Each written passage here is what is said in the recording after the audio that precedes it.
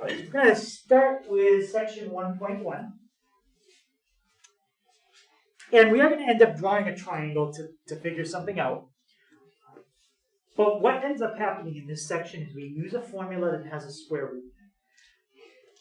The main thing I want to go over here is when square roots come up, we have to simplify them. And I'm going to show you an application with coordinates. We're going to look at two formulas, the distance formula and the midpoint formula. And that's it. So I'm just going to look at those two formulas. So the distance formula, basically, the idea is if you've got two different points, like that, and you know the coordinates of each one of them, you can figure out how far apart they are.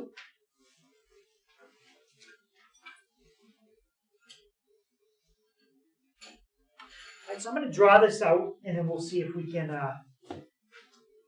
kind of figure out what the distance formula is. And I think you're going to see it similar to a formula you probably already know. So remember, when you write a coordinate, each coordinate has two values, an x value and a y value. So my first coordinate has an x and a y, and so does my second coordinate. It has an x and a y.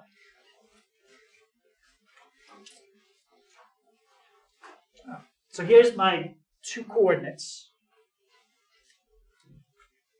Just graph them on an xy axis. And these two coordinates could be anywhere. They could be in quadrant 1, they could be quadrant 2. I just put them here because that's just going to be the easiest way to do it. And the goal is to find that, the distance between points A and B. Well, if we had graph paper, and we had 2 points that were directly, like, say, horizontal, it's pretty easy to find the distance. Let's just take this. If we have one here and one there, all you have to do is count because they're lined up perfectly straight. 1, 2, 3, 4. So finding the distance of 2 points that are directly horizontal, that's easy. What else would be pretty easy to find the distance between 2 points? If they were vertical, if you had one here and one here, all you have to do is count. 1, 2, 3, 4, 5, 6. So horizontal and vertical distances are easy to find. But when you're on a diagonal, you can't just count, okay? Because diagonally across a square is not the same as horizontally across the bottom. So we got to figure out a way to figure it out. Let's go back here. So we just said that horizontal distances are pretty easy to find, and so are vertical. So what we're going to do is we're going to find a horizontal and a vertical distance and use that to get the diagonal. Let's start by going like this. What I did is I just put in a vertical line between point B and the axis, straight down. Now, by doing that, what did I just create? I just created a triangle. Here's my triangle, right? Right there. And it is a right triangle. So let's go back to the page with a grid for a second, because I want to figure out how long that bottom side is, and then I want to figure out how tall that side is. Those should be easy to find because they're not going to be on a slide. So let's go back here. So this point is at 2, 2. And this point is at 1, 2, 3, 4, 5, 6, 2.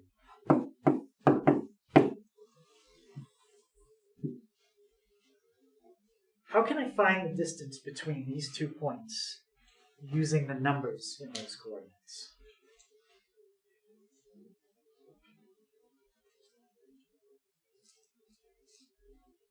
Yep. X2 minus x1. Yeah. If you take, like if you call this your first x, and that's your first y, and that's your second x, and that's your second y. If you take x2 and you subtract x1, 6 minus 2 gives me how much? 4. And then if you count the distance, 1, 2, 3, it's 4. So the key to finding the distance between two things is to subtract x2 minus x1. So we're going to do the same thing here. I don't have a grid here, so I can't tell you what the length of that bottom side is. But I know the coordinate of that dot in red.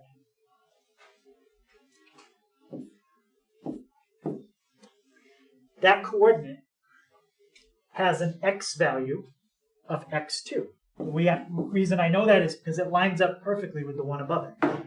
So these B, and I don't know, you can call that whatever you want, they have the same x value. Now, what do we know about these two dots? They have the same y value.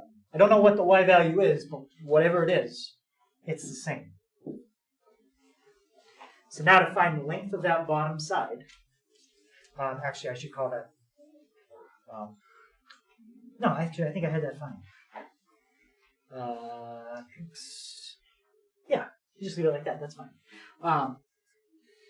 So to find the length of that bottom side, it's this x value minus that x value. So it's x2 minus x1. You just need to know the number for x2 and x1.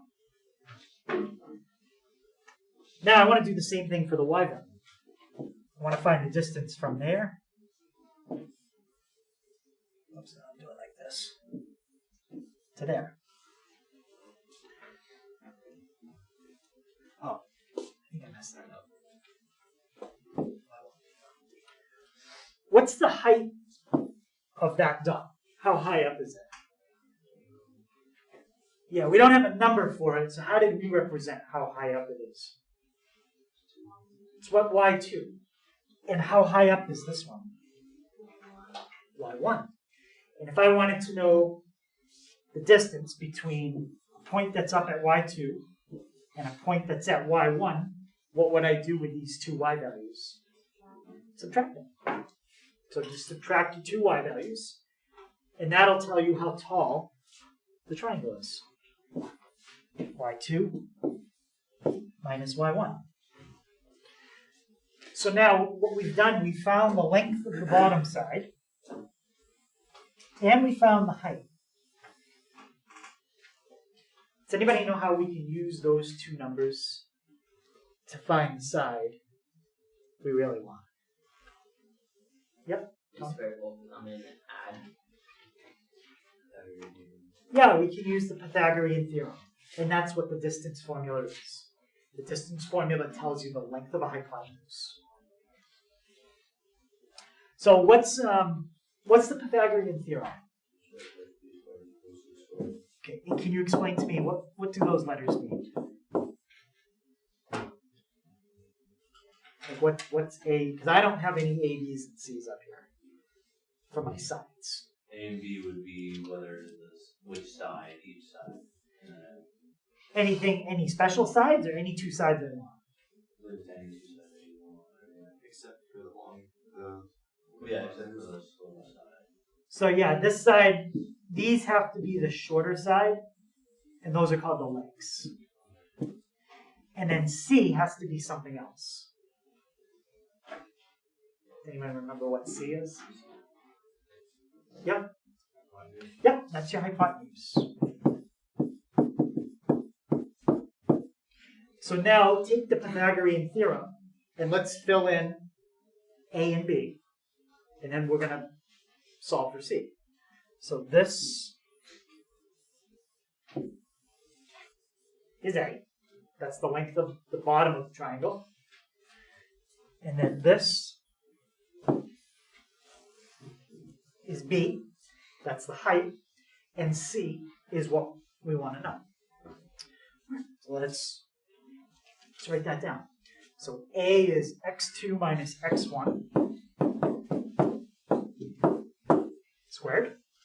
B is y2 minus y1 squared.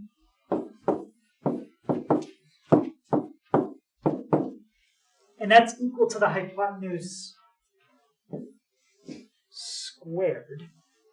But what we really want is the hypotenuse. So how would we get rid of having an exponent of 2 right there? Do what? We got to get rid of the square.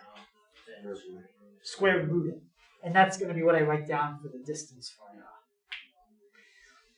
So the distance between 2 points is exactly what we had before. x2 minus x1 squared plus y2 minus y1 squared. But you need to square root it. And that's the length between the 2 points. So really, the distance formula is just the Pythagorean theorem.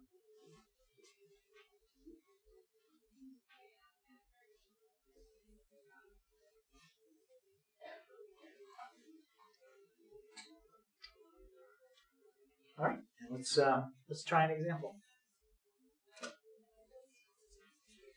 So if you're going to make a reference sheet for the test, that's definitely a formula that I would put on it if you don't know that.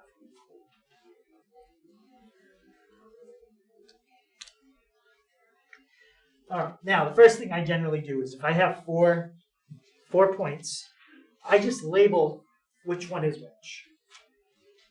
Let's start with 4. What could we label the 4 as? Is it the x1, the x2, the y1, or the y2? Could be the x1 or it could be the x2. Once we pick what it's going to be, then everything else is automatic. What's the 5? Yeah, it has to be y1 because it goes with the x. And now what about the 3 and the 2? x2 and y2. And the next thing I usually do is I write down the entire formula and then I leave room to fill everything in. So this is what it looks like. You write the whole formula down and leave the 4 spots blank where you have to fill stuff in.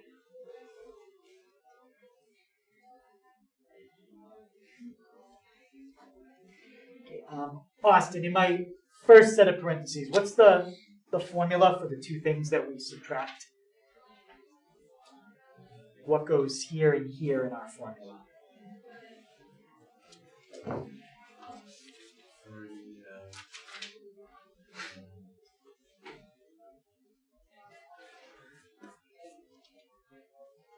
So I'm thinking the formula itself.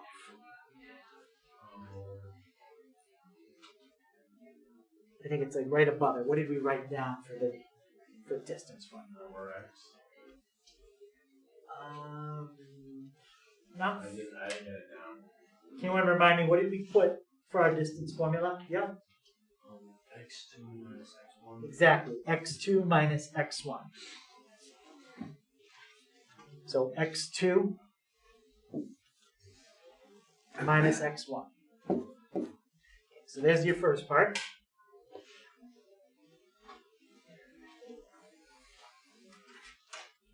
And then we need the second part. Sam, what's the second part of our formula? 2 minus 5. And can you remind me, what is it again? y2 minus y1. y2 minus y1. So 2 minus 5. Okay, so let's simplify that and see what we get. So Jackson, what's 3 minus 4? -1. And if you square that? Isn't that Just 1. Yep. So 1 plus, and Sky, 2 minus 5. And when you square it, 9. And that's going to give me an answer of square root 10. If they don't ask you to round it, you can just leave your answer as a square root and you're done. Any questions on how to type that in if they did ask you to round it off? You just use your calculator. That's the other thing. We will not be using graphing calculators as much in this part of the class. In fact, I don't think we use them at all. Maybe once or twice, but nowhere near like we did before. But you could still use one if you want. I'm just saying you don't need it. So we can leave the answer like that for quiz. Yep. Yep, that would be what we call the exact answer. If we round it off to a decimal, then it's approximate. Okay, let's try another one. So find the distance. And the 2 points are 2, 6 and 4, 10.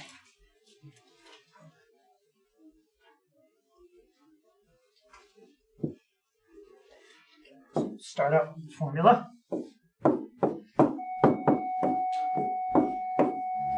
And the main reason I write it like that before I do any numbers is so that way I can just write the formula down and I don't have to think about what the formula is at the same time I'm filling it in. I have the formula. Now I just have to fill it in. So it's less for me to think about all at once. Alright, so Gavin, you don't have to give me the numbers, but in our formula, what are the two things that go here and here? X2 minus X1. Yep. So I would do 4 minus 2. I usually just call the second one x2 and the first one x1. And Ryan, how about right here? 10 minus 6. y2 minus y1. So 10 minus 6. Right, let's simplify that and see what we got. How about Nyasia, what's 4 minus 2?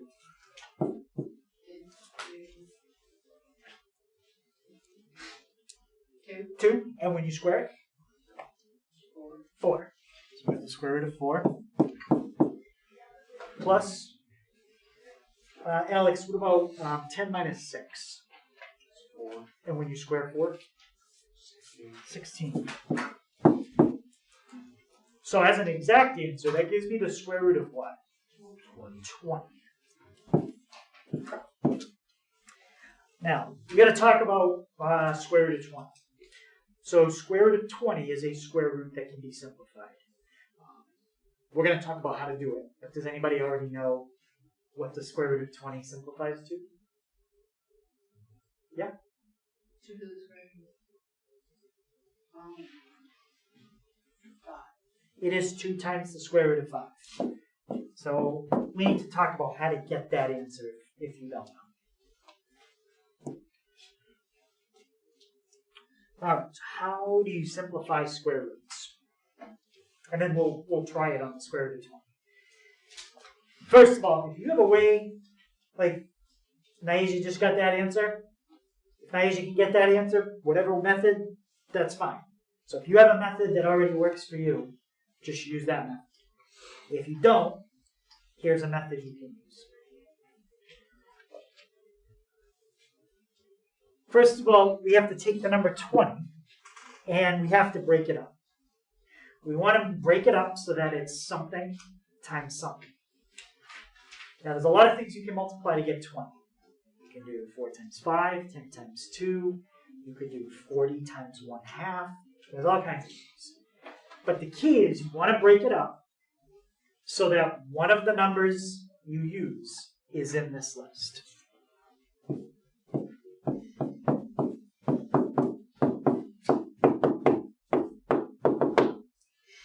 149. Does anybody know what are these numbers that I just wrote down?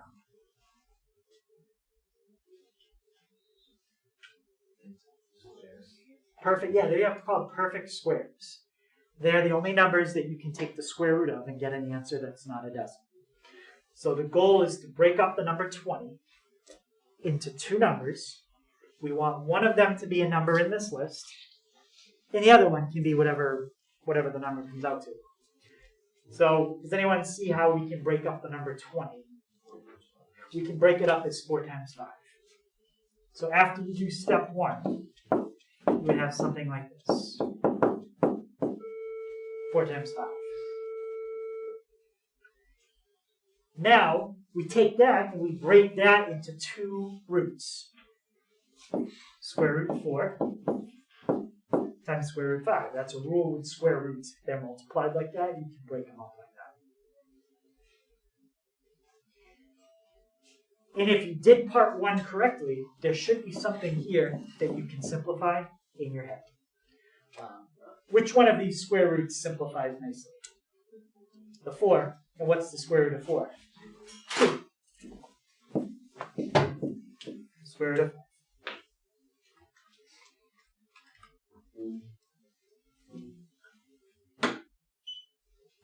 And actually, that was the next one I was going to do. I'll pick a different one.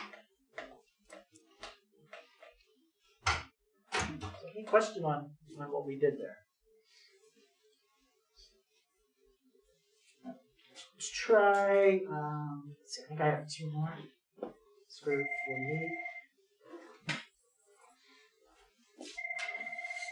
48. All right, so I changed this from square root 20 because we just did it to square root 50. So the first step is to try to break up 50 into 2 numbers. One of them you can take the square root of simply again. So does anybody see a way we can break up the number 50? Yep.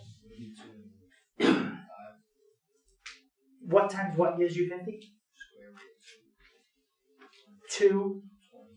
Okay, so let's do 25 times 2, because that gives me 50. And break that up into 2 problems. And what is the square root of 25? 5. So the answer there is 5 square roots of 2. So as we go through trig, we're going to work with square roots a lot. Anytime we get a square root, we always have to simplify it. And let's try one more. So square root of 48.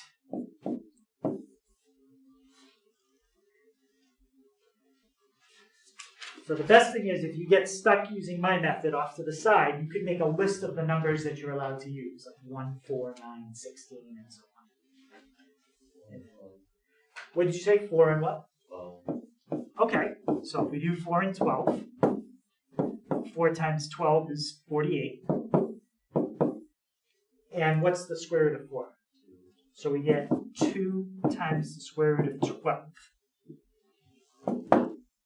But 12 can be broken down again. If you have to break it down twice, that means you didn't break it down with the biggest number you could have to start. So I'll ask you what I think that was in a minute. But this is fine. Let's just continue with that. So that 2 is just going to stay in front. And how can we break up 12? We can break that up into 4 times 3. So that's 2 times the square root of 4 times the square root of 3. And what's the square root of 4? 2 times 2. So that's 4 square roots of 3. And that is correct. So that's perfectly fine to do it that way. But there was a better way to break up 48 where we could do this in basically 2 steps instead of those steps. 3 and 16. What did you say? 3 and 16. Yeah, we could break it up into 16 and 3. 16 times 3 is 48. Most people don't think of that one because it's not in your times tables. But if we break that up, what's the square root of 16? 4. And the square root of 3 stays right where it is. There's always a way to break every square root problem up if you've done it in a short amount of steps like that. But the bigger the number gets, the harder it is to do that. So if you have to break it up more than once, that might be the best way to kind of go at it one step at a time. Any questions on that? So the distance formula is the only formula that you'll see today that has square roots come up.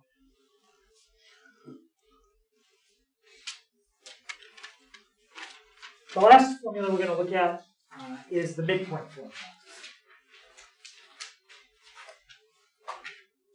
So the midpoint formula doesn't tell you how far apart 2 points are. It tells you what's exactly in the middle of 2 points. So in other words, it describes a location. And how do we describe a location on a grid? What do we use that describes where something is on like an XY axis? Coordinates. A coordinate. So the answer to a midpoint problem is a coordinate. It's a location. It's an X and a Y.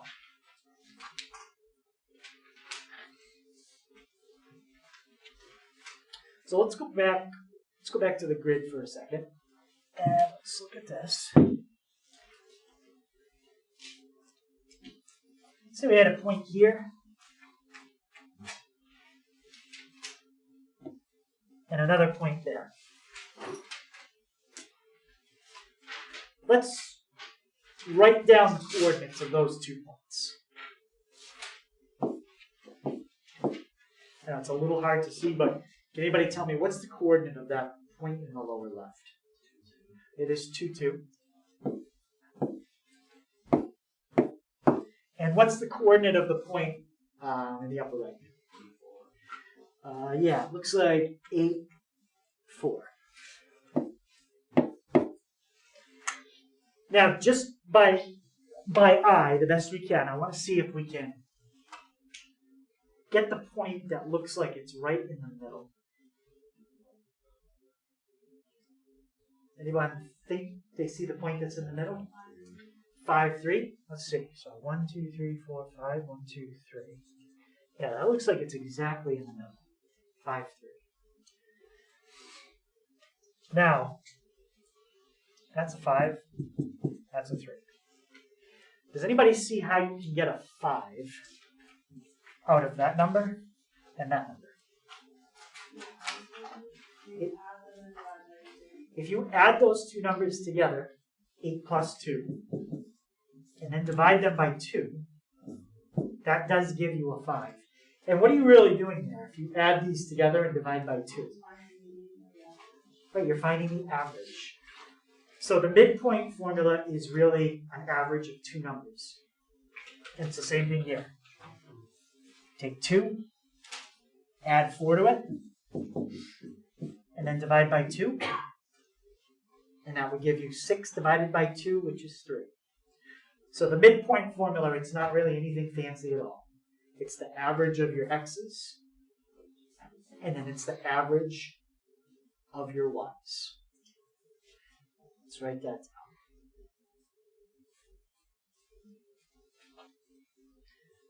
Since there's only 2 x values you're adding together, that's why you divide by 2. And there's 2 y values. So if you add 2 things up, you need to divide by how many you added up to get the average.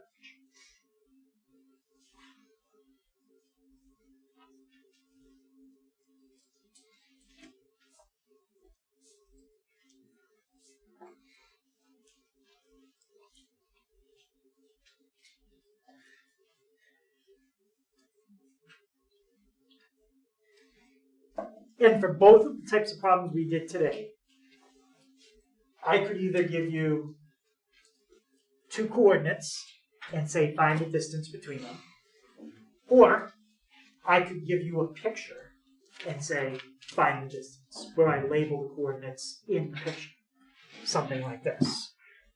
Pretend like that's the screen of your graphing calculator, and you drew a line segment, and maybe I just number them or label them like that.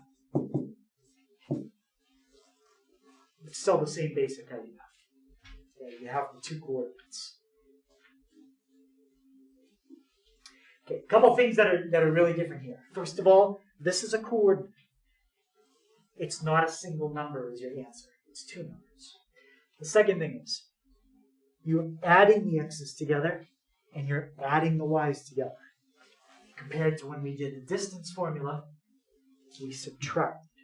So a lot of times people mix those up. So distance formula, you use subtraction. Midpoint formula, addition. But again, if you copy it correctly on your reference sheet, I don't know why you should be mixing it up at all. All right. So let's find the midpoint between these 2 points.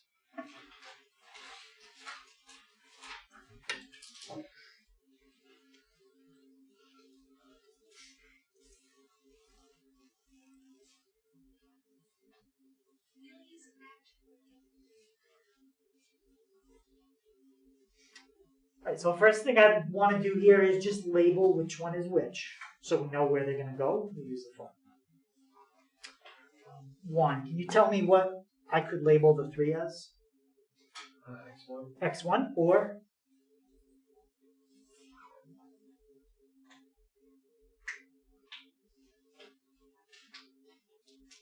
It could be something else.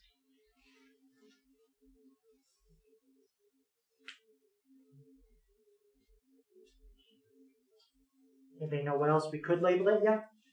You could label it X2. The point is, it has to be an X value. But once you pick what it's going to be, then everything else needs to kind of fall into place with it. So I'm going to call it the first thing you said, which is X1. Now there are no more choices. So Jenna, what's the 4 going to be? 1. It has to be Y1. Yeah. Okay, and Alex, the 7? X2. That has to be X2. And Dominic, the 13? That has to be Y2. Okay, so now we got everything labeled. Let's write down the formula. I'll move that. Yep.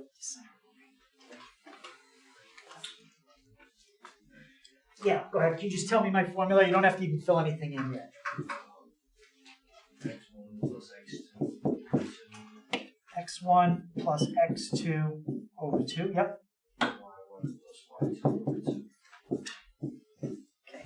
So there we go. And we fill it in. So Tyler, what's X1? 3. And X2? Yep, 7.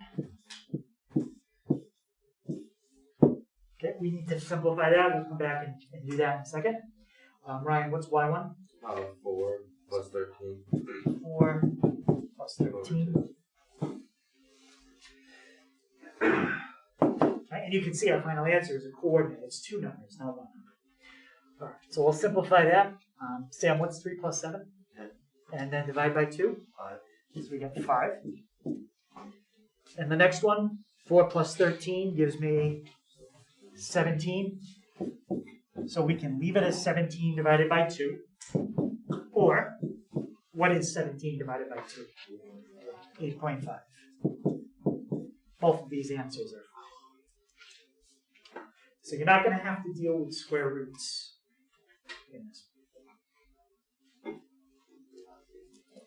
Okay, so any questions on distance or midpoint formula? I can't promise every lesson is going to be that easy, but in general, it's a little bit easier than the stuff we did the first part of the year. So I'm going to give you guys some time to work on the homework. Just remember, this is a different book, so make sure you go to the trig part of the class now, not the pre-calc. And it's 15 to 21 odd, those are distance. And 39 to 43 odd, those are midpoint. And I'd like you to try to simplify those 4 square roots. So this is all homework. And just like we did in the first part, just bring it in the next day. I think it says to submit online. You don't have to submit anything. Just bring it in and I'll check it out.